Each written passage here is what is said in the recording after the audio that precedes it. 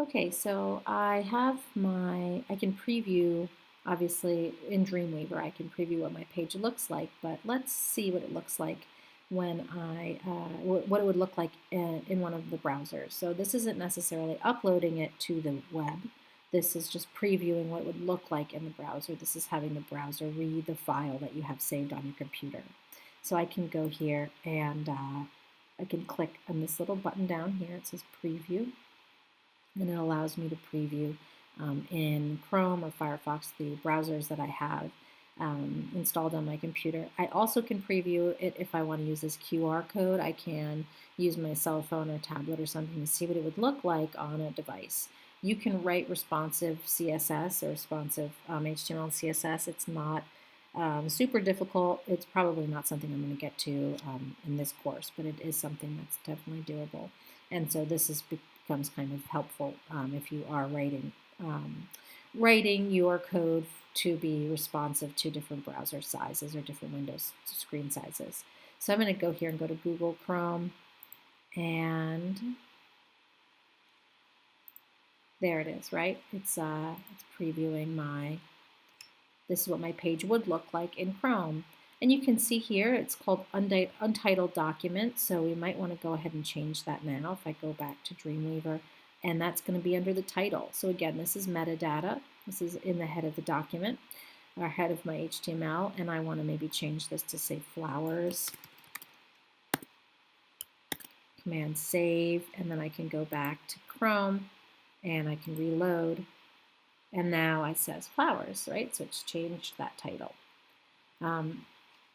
So now what I would like to do is be able to add some links. So I'm going to go back to my index page here, and maybe I want to say this is my website, and maybe I'll say within this, I'll say click here to see some pretty flowers. Doesn't matter. Click here for pictures of flowers. And now I want this entire, be consistent. Maybe I want this entire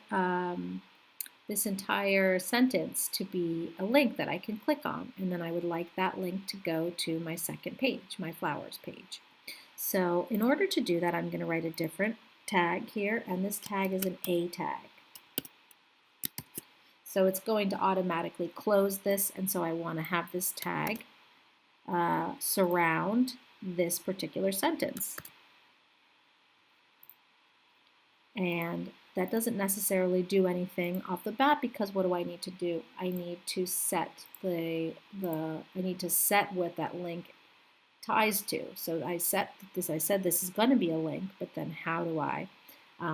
So the way, instead of, this is just like when I set my image tag, right? I said image and then source equals. So in this case, I'm going to say A, and then instead I'm going to say href. Hyperlink reference equals, and I want to set this link to this second page. And now, and it's red because I've already been to this page, so this is how this particular browser is doing it. It should be blue usually, but click here to see this picture of flowers, right? So now this is this entire, and you see my cursor changes, and now this is a link. So the link tag is A, it's an A tag. And in order to use an A tag, you have to set a reference, an href. So for images, let's go back here just so we can go look at this one more time. For images, for an image tag, img, we're setting the source. And for a link, we're doing an A tag, and we're setting href. Let me go ahead and save this. And maybe in my flowers page, I want to have perhaps, some navigation or something, right? So this is where you might want to think about, and it's something that's important when you do your project proposal, but you're going to want to think about the scope of your website or the scope of your final project. And then that will help you to determine, well, do you need a navigation bar? Like, are there some standard or conventional uses for websites that you want to incorporate into your page, or do you want to make it more artistic or creative or experimental or something along those lines? Up to you. So maybe perhaps I'll have another div tag underneath this image tag, and this will be my here I can have a paragraph tag then, and this one I'll put back to home page.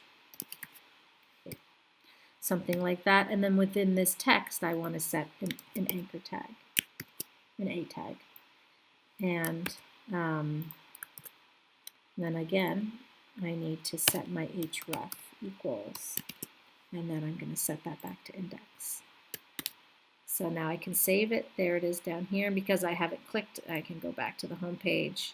But I have to, again, preview this. I need to preview what this is looking like. Or maybe I could use my live view, right? And see if it lets me. It doesn't. Let me go into my preview and my browser. Back to home page. And here's my first page. Click here for flowers. And then in this case, it's not red, right? Red is some default thing with Dreamweaver. Here it's purple. Purple indicates, and this is again default styling. It's all things that you can modify with CSS, and CSS is going to be where we really have a lot of fun with this. And we'll get to those videos on Wednesday. I'll post them on Wednesday. Go back here. And now I have this is kind of the basics of HTML. I think what I'll do is I'm going to end it here for this group of videos. On Wednesday, I will upload a new set of videos that will deal with CSS, and also it will dive into more specific things with HTML, different types of tags you can think about using. And so hopefully this has been helpful to you so far, and I will see you Wednesday.